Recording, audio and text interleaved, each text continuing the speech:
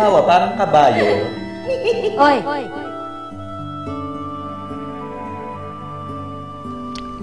Alam ko, Alice.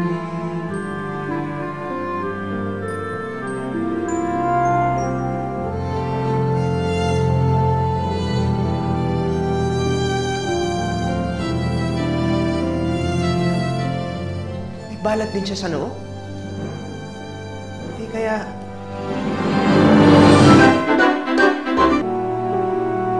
Yung mga kwento niyo, yung mga patawan niyo. Kilala ko ito.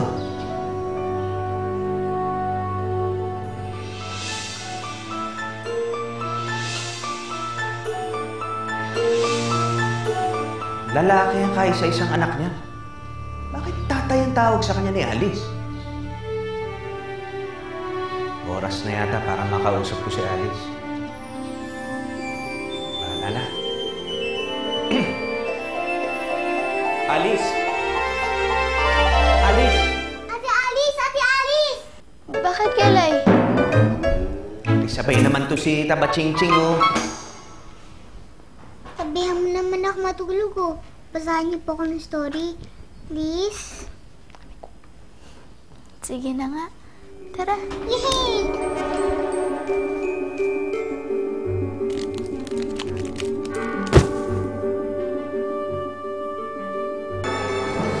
Okay.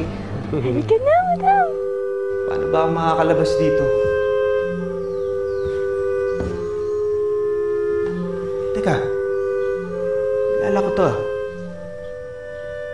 Siya nga. Siya nga nawawalang anak namin ni Matilda.